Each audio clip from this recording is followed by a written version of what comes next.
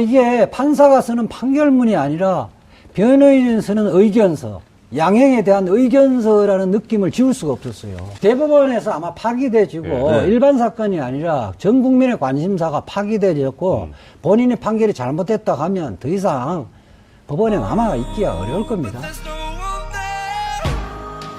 아니, 계속 제가 얘기하지만 법이라는 게 내가 전문적인 지식도 없고 국민들이 얼마나 알겠어요. 그러나 법은 도덕과 양심, 상식의 최소한이거든. 아니, 어떻게 이재용을 집행유예로 풀어주나? 그것도 3.5 법칙도 적용도 안 했어. 그렇죠. 0.6, 0.5. 그러면서 했던 얘기들이 다 무슨 개그 콘서트 대본에나 나온 듯한 그런 판결문이잖아요. 그래서 그걸 보면서 그분 얼굴을 제가 유심히 봤어요. 네. 그 얼굴을 봤는데 이분은 이재용을 풀어주기 위해서 이재용 엄마 아빠도 못하는 짓을 했다 이런 생각이 들더라고요. 그러니까 사실 얼굴보다는 판결문을 보면 더 가관이에요. 항소심 판결문을 얼굴도 보면 판결문하고 비슷하더라고. 판결문은 저희들은 아니 어떻게 이렇게 지금 얼굴이 두꺼울 수가 있을까? 이게 말이 안 되는. 직업상 예. 판결문을 제일 우선적으로 보는 건데 판결문을 보면 양형이유에 보통 길어야 2페이지거든요. 네. 예.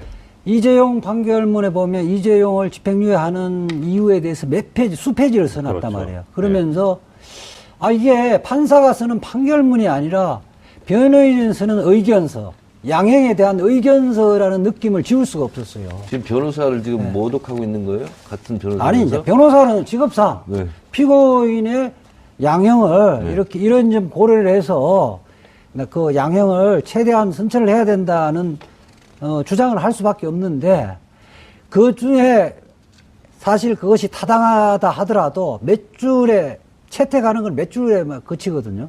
근데 주줄이 다 써놨다고. 나 이 부분 깜짝 놀랐어요. 이 부분은 아마 지금 유재하 변호사님 말씀하신 부분이 이 부분인 것 같아요. 그러니까 그 양형 이유라는 게 뭐냐면 왜 이런 형을 선고하는지 판결문에 쓰는 그 부분인데 거기에 보면 이재용 피고인 부분에 대해서 이 쓰기를 박 전 대통령의 질책과 요구의 강도가 어떠하였는지 짐작할 수 있다. 라는 문구가 나오거든요. 왜 짐작을 하고 재판을 하나? 아니, 안종범 수첩을 이번에 또 증거로 인정을 했잖아요. 네네. 김세훈 1심 부장 판사는. 또 정영식 판사는 그것을 이제 탄핵을 했단 말이죠. 그래서 뭐, 우리 이정열 판사가 다른 방송에 나와서 뭐 전문 증거 뭐 여러 가지 전문 용어를 동원해서 다 하던데 저는 그런 것은 그걸 떠나서 대통령이 부르고 받아 적는 거예요. 그 받아 적기도 바빠요. 말하는데 그 글쓰기 속도하고 말이 더 빠르죠. 근데 그 속에서 자기의 상상을 동원해가지고 자기의 의지와 자기의 무슨 뭐 기획과 뭐 이런 것을 쓸 수는 없는 거거든. 그렇죠. 상식적으로 기자들도 대통령 기자회견다 받아 적으면 줄임말은 쓰기는 하는데 그대로 다 쓰지 자기 생각은 나중에 붙이는 거 아니에요. 기사를 쓰고 나서. 그렇죠. 근데 그걸 엄연히 거기 다 나와 있잖아요. 대통령이 지시하고 뭐 하고 뭐 만나는 거 주선하고 다 나와 있는데 그걸 증거로 인정 안 하면 봐주려고 하지 않으면 난 다른 의도는 없다고 봐요. 그게 이제 좀 전문적인데 두 사람이 이야기하는 걸 제3자가 기재를 하면 이게 전형적인 전문 증거에서 그 사람 그 증거 능력을 인정을 못하는 건 맞아요. 들은 것을 전문이라고 그러죠. 들은 이야기라는 거예요. 근데 정청래 전 의원님과 저하고 이야기를 한 거를 내가 쓰면 그거는 증거 능력이 있는 거예요. 그러니까 거의 녹음과 같은 거잖아요. 이게 박근혜 대통령 전 대통령하고 그 누구죠? 수석 안종범과 이러한 취지의 대화했다는 사실 이거를 인정할 수 있는 증거 능력은 있다는 거예요. 그건 직접 화자니까요. 대화자니까. 예, 사실 아까 정 의원님께서 말씀하셨는데 결국 이게 전문적인 용어로 뭐 전문 증거니 뭐니 이것보다 그러니까 결국 국민의 눈에 맞고 상식의 선에 맞는 그러니까 만약에 이런 게 저는 이제 나중에 그런 생각을 했어요. 뭐 저도 법 공부를 안 한 건 아닙니다만 조금 했죠. 이런 게 증거가 안 된다면 법 때문에 법을 바꿔야 되지 않나 이러면 그럼요. 그런 생각이 들어요. 뇌물 사건 대부분 보좌관이나 운전기사나 이런 사람들 돈을 준 사람들이 수첩 압수수색하다 수첩 메모한 것 같고 그 수사가 개시되고 그거로 유죄가 되는 거거든요. 그 부분은 지금까지 했던 수많은 수십만 건의 재판 자체를 재심해야 되는 거죠. 그래서 나는 이번에 그 증거 능력을 배척하는 걸 보면서 저희 학생운동 할 때 있잖아요. 네. 예. 내가 안 한 것도 자기들이 상상해서 써가지고 막 증거로 그렇죠. 쓰거든. 예. 근데 이거는 뻔히 있는 것도 안 써요. 도대체 판사들 왜 그러는 거예요? 전 잘 모르겠고요. 이번에 네. 저기 오늘 원래 최순실 피고인 판결 얘기를 네. 하기로 이렇게 돼 있는데 네. 하다 보니까 비교가 안 될 수가 없어서 네. 결국은 다시 이제 이재용 피고인 항소심 재판으로 돌아가고 있는데 뭐 기왕 얘기가 나왔으니까 이제 지금 의도하지 않게 지금 두 가지를 지금 다뤘습니다. 두 개가 다른 점이 하나는 한쪽에선 증거 능력을 안종범 업무수첩의 증거 능력을 인정을 항소심에서 안 했었는데 이번엔 인정을 했다는 거. 그다음에 또 하나는 말의 소유권을 항소심 판결에서는 삼성 쪽에 있다고 봤는데 이번에는 최순실 쪽에 있다고 본 뇌물이다. 이렇게 해가지고 두 가지 지금 주제를 다뤄봤습니다. 그리고 형량까지 이제 얘기가 됐었고요. 자, 그러면 결국 이제 앞으로 전망을 해봐야 될 텐데 이제 이재용 피고인 같은 경우에는 상고심 대법원밖에 안 남아 있거든요. 자, 우리 참 예언님께서는 저는 네. 전망이라기보다도 네. 희망인데 대법원에서 난 돌려보냈으면 좋겠어요. 네. 그리고 그럴 가능성도 매우 높다 이렇게 네네. 보고 있는데 당장 문영표 전 이사장 네. 같은 경우는 헛짓한 거야 본인이 꿈속에서. 아니 헛짓은 아니고 자기가 박애주의자로서 그러니까 박애주의자로서. 그러니까 삼성이 너무 힘들 것 같아서 그러니까 부탁도 안 받았고 안 아무도 안 시켰는데 네. 이건 얘기해야 자기가 되겠다. 감옥 갈 것을 각오하고. 그것까지 설마 그러셨을까요? 아니 그러니까 감옥 갈 수 감옥을 갈 수 있겠다는 생각도 했을 수 있어. 네네네. 네. 그러니까 결국은 1심, 2심 그리고 다른 여러 재판부에서 여러 가지 모순과 충돌이 일어났을 때는 대법원이 결국은 최종 결정을 해야 되는 거 아니겠습니까? 네, 그렇죠. 근데 이제 이것이 유죄냐 무죄냐 네. 이걸 가지고 이제 증거 능력으로 채택을 하느냐 마느냐 이런 부분은 대법원에서 판단한다면서요. 네네. 형량을 10년을 20년을 해라 이런 건 안 하더라도. 그렇죠. 그건 못 하고요. 그러면 결국은 지금 1심과 2심이 판결이 모순이 됐잖아요. 당장 말 소유권 문제들을 가지고도 그렇고 네네. 안종범 증거 능력을 인정을 하느냐 마느냐도 그렇고. 예. 근데 결국 이건 대법원에서 그러면 다시 해야 되는데 이런 거를 있잖아요. 우리 또 모든 국민이 지금 법에 대해서 지금 많이 공부하고 있는데 전원 합의체 이런 데서 하면 네. 유리해요, 불리해요? 아니 저기 일도 양단으로 죄송한데요. 저 MC거든요. 뭘 MC야? 저한테 좀 묻지 이어가서 마시고요. 그걸 해설해 이야기하면요. 주셔야죠. 왜 판사 출신이고 판사가 안 했잖아. 이재용 그 부회장의 그 대법원 사건에서 네. 핵심 쟁점 세 가지로 봐요. 예. 첫 번째, 1심 판결에, 항소심 판결에 의하더라도 말 사용이익은 뇌물로 봤는데, 네. 그거를 평가를 안 했잖아요. 예, 그렇죠. 결국은 제로로. 액수는 모르겠다. 계산 결국 불가. 그거를 그 없는 걸로 판결을 했었거든요. 그런데 말이란 것은 이 실제 최정점의 1, 2년 부분의 사용 가치가 그 말의 전성기. 값이에요. 예. 그러니까 사실상 36억이라는 거예요. 근데 그 부분에 대해서 검사가 가격을 평가를 안 해놨으니까 검사한테 성명을 구해서 이 부분을 어떻게 평가를 하느냐. 그걸 뭐 감정인이나 전문가들의 의견서를 제출한다든지 감정을 하든지 해야 되는데 그걸 전혀 안 했다. 이거는 명백하게 심리 미진이죠. 변호사님 이런 것 같아. 네. 잠깐만, 제가 조금 더 이야기할게요. 100평 아파트에서 2년 살았어. 네. 근데 사용료를 안 낸 거야. 네. 그 계산하면 금방 나오잖아. 근데 그 부분은 네. 뭐 임대료 상당이니까 작아요. 네. 이자 상당 작은데 말은요. 전성기 때 1, 2년 동안 실제 타는 가격이 전부예요. 아. 그러니까 말은 그때 그냥, 우승도 하고 하니까. 예, 임대차료 상당의 이익이 아니에요. 사실상 36억 전부라는 거예요. 아마 이게 전문가들의 감정 맡기면 대부분 그렇게 나와요. 어쨌든 그 부분이 검사가 일단 물어보지도 않고 그 계산도 안 됐다는 이유로 0으로 계산한 거거든요. 이거는 뭐 아마 대법관 전원이 일치일 거예요. 네. 두 번째는 안종범 수첩은 정영식 그 부장의 판결이 지금까지 종래 판결에 배치되는 거예요. 그렇죠. 예. 이 부분은 이거는 뭐 이론의 여지가 없어요. 그다음에 세 번째 재산국외 도피에서 그 고의 범죄의 의도가 있었는지 여부도 지금까지 판례하고 다른 판결을 했거든요. 뇌물 받을 사람이 외국에 있었기 때문에 어쩔 수 없이 외국으로 전달해 줬다. 이거 고려 안 하거든요. 그럼 이 세 가지 점은 저는 종전 판결하고 다르기 때문에 예, 저는 보수 판결. 진보를 네. 떠나서 재판관들이 전원 일치해서 파기할 것이다. 예. 아울러 다른 재판하고 모순 저촉되는 부분들이 사실은 정형식 판결에서 집약되어 있거든요. 이거를 고치지 않으면 네. 그 국민들의 법감정뿐만 아니라 재판의 통일 이걸 해치기 때문에 불가피하게 파기할 것이다. 예. 따라서 정형식 부장은 이재용 재판을 도와주려고 형량을 집행유예를 했는데 네. 원세훈 재판에 예. 복사판이 될 것이다. 복사판이다. 혹 떼려다 혹 붙였다. 네. 원래 징역 좀 살다가 쉬었다가 다시 징역 살려면 꼽징역이라고 그러잖아요. 어렵습니다. 휴가 뜨는 어렵죠. 것도 어렵고 네. 제가 살아봐서 아는데 네. 그럼 이재호에서 내가 한 가지 질문이 네. 있는데 네. 정영식 판사같이 네. 이렇게 말도 되지 않는 재판을 했어요. 네. 그럼 법원 자체에서 징계를 하거나 아니면 옷을 벗게 하거나 그런 거 있어요 없어요? 그거는 현재는 없는데 국민들의 감정은 지금 그거거든. 인사권자의 뭐 주관적 고려에는 고려될 수 있겠죠.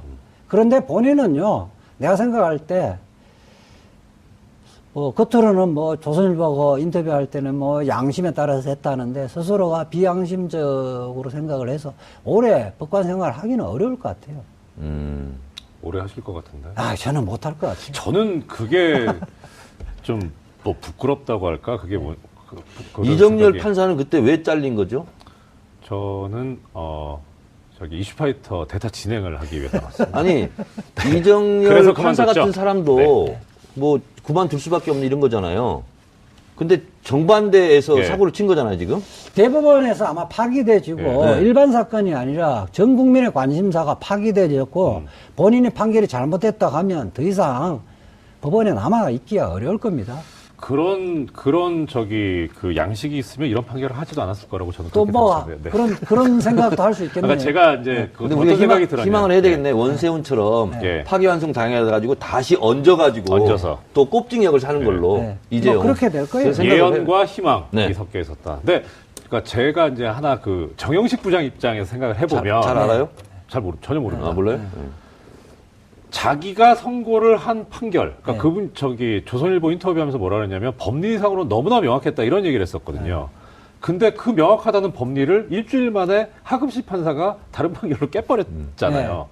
되게 부끄러울 것 같아요. 그러니까 이게 네. 고등법원 판결이 유사 사건에서 있으면 하급심 판사는 혹시 내가 평소에 생각이 잘못된 게 아닌가 하면서 네. 대체적으로 따라가는 경향이 있는데 이거는 김세준 부장은 이거 도저히 아무리 생각해도 말이 안 된다고 생각하니까 자기 소신대로 판결을 한 거거든요.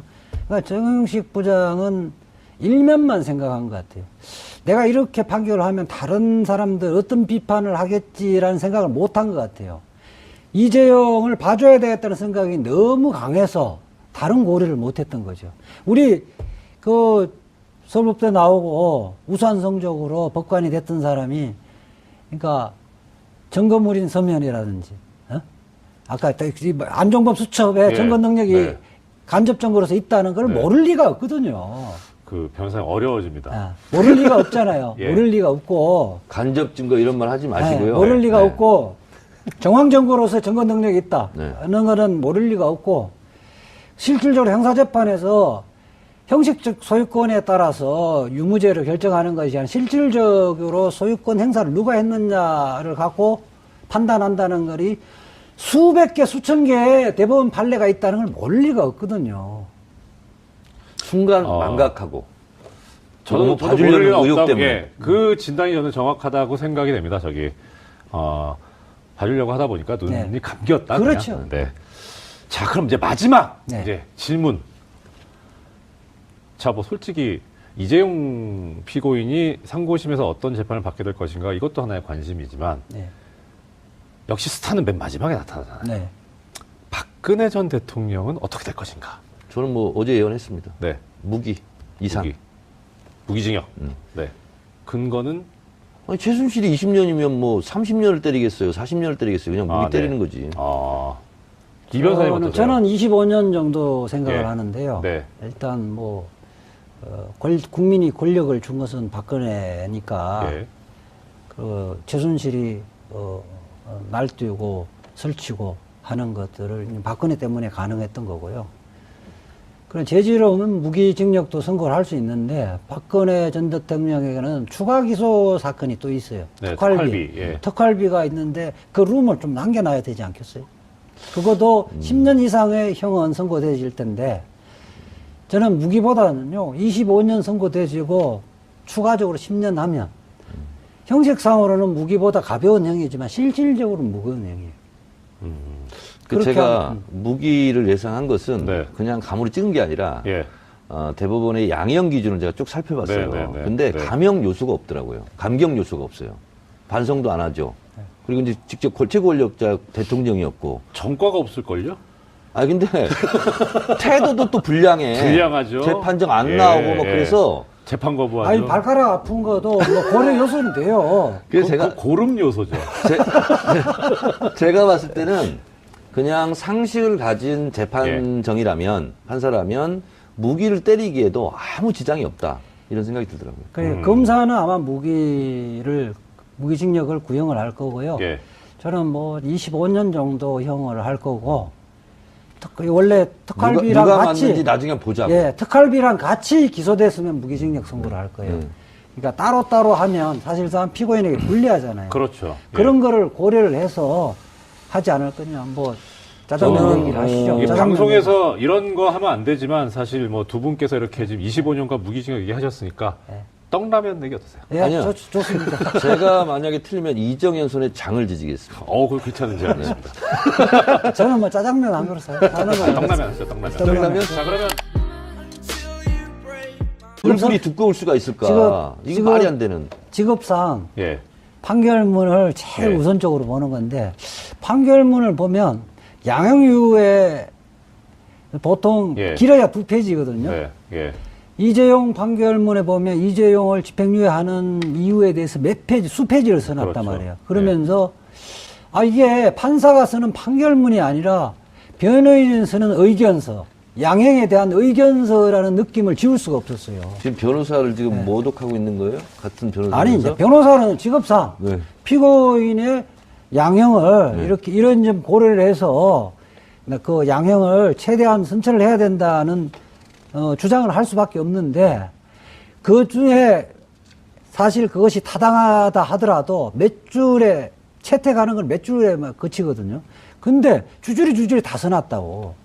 나 이 부분 깜짝 놀랐어요. 이 부분은 아마 지금 이재하 변호사님 말씀하신 부분이 이 부분인 것 같아요. 네. 그러니까 그 양형 이유라는 게 뭐냐면 왜 이런 형을 선고하는지 판결문에 쓰는 그 부분인데 거기에 보면 이재용 피고인 부분에 대해서 이 쓰기를 박 전 대통령 를 하면 이게 전형적인 전문 증거에서 그 사람 그 증거 능력을 인정을 못하는 전에 건 들은 맞아요. 것을 전문이라고 그러죠? 예. 예. 네. 예. 들은 이야기라는 거예요. 근데 정청래 전 의원님과 저하고 이야기를 한 거를 내가 쓰면 네. 그거는 증거 능력이 있는 거예요. 거의 녹음과 같은 거잖아요, 이게 박근혜 지금. 전 대통령하고 그 누구죠? 수석 안종범. 안종범과 이러한 취지의 대화했다는 사실. 이거를 인정할 수 있는 증거 능력은 있다는 거예요. 그건 직접 화자니까요. 대화자니까. 이게 사실 아까 정 의원님께서 말씀하셨는데 결국 이게 전문적인 용어로 뭐 전문 증거니 뭐니 이것보다 그러니까 결국 국민의 눈에 맞고 상식의 선에 맞는 그러니까 만약에 이런 게 저는 이제 나중에 그런 생각을 했어요. 뭐 저도 법 공부를 안 한 건 아닙니다만 조금 했죠. 이런 게 증거가 안 된다면 법 때문에 예. 법을 바꿔야 되지 않나 이러면 그럼요. 예, 뇌물 그런 생각이 사건에 들어요. 예, 뇌물 그런 사건 생각이 들어요. 대부분 보좌관이나 운전기사나 이런 사람들 돈을 준 사람들이 수첩 압수수색하다 수첩 메모한 것 같고 네. 그 수사가 개시되고 그거로 유죄가 되는 거거든요. 이게 판사가 쓰는 판결문이 아니라 변호인이 쓰는 의견서, 양형에 대한 의견서라는 느낌을 지울 수가 없었어요. 대법원에서 아마 파기돼지고 네. 일반 사건이 아니라 전 국민의 관심사가 파기돼졌고 본인의 판결이 잘못됐다 하면 더 이상 법원에 남아 있기가 어려울 겁니다. 아니, 계속 제가 얘기하지만 법이라는 게 내가 전문적인 지식도 없고 국민들이 얼마나 알겠어요. 그러나 법은 도덕과 양심, 상식의 최소한이거든.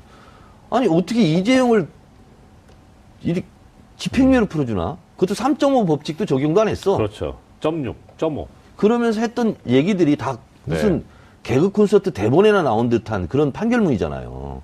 그걸 보면서 그분 얼굴을 제가 유심히 봤어요. 네.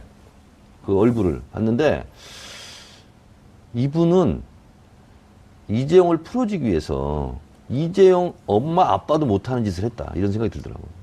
그러니까 사실 얼굴보다는 판결문을 보면 더 가관이에요. 항소심 판결문을 얼굴도 보면 판결문하고 비슷하더라고. 판결문은 저희들은 아니 어떻게 이렇게 그 부분 지금까지 했던 수많은 수십만 건의 재판 그렇죠. 자체를 재심해야 되는 거죠. 예. 그래서 나는 이번에 그 증거 능력을 배척하는 걸 보면서 저희 학생운동 할 때 있잖아요. 네. 예. 내가 안 한 것도 자기들이 상상해서 써가지고 막 증거로 그렇죠. 쓰거든. 예.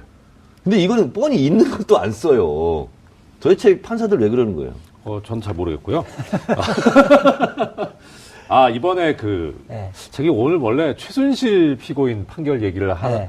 하기로 이렇게 돼 있는데 네. 하다 보니까 비교가 안 될 수가 없어서 네. 결국은 다시 이제 이재용 피고인 항소심 재판으로 돌아가고 있는데 뭐 기왕 얘기가 나왔으니까 이제 지금 의도하지 않게 지금 두 가지를 지금 다뤘습니다. 두 개가 다른 점이 하나는 한쪽에선 증거 능력을 안종범 업무수첩의 증거 능력을 인정을 항소심에서 안 했었는데 이번에 인정을 했다는 거. 그다음에 또 하나는 말의 소유권을 항소심 판결에서는 삼성 쪽에 있다고 봤는데 이번에는 최순실 쪽에 있다고 본 뇌물이다. 이렇게 해가지고 두 가지 지금 주제를 다뤄봤습니다. 그리고 대통령의 질책과 요구의 강도가 어떠하였는지 짐작할 수 있다라는 문구가 나오거든요. 네.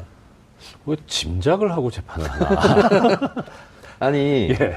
안종범 수첩을 이번에 또 증거로 인정을 했잖아요. 네네. 김세훈 1심 부장 판사는 네. 또 정영식 판사는 그것을 이제 탄핵을 했단 말이죠. 네. 그래서 뭐 우리 이정열 판사가 다른 방송에 나와서 뭐 전문 증거 뭐 여러 가지 전문 용어를 동원해서 다 하던데 네.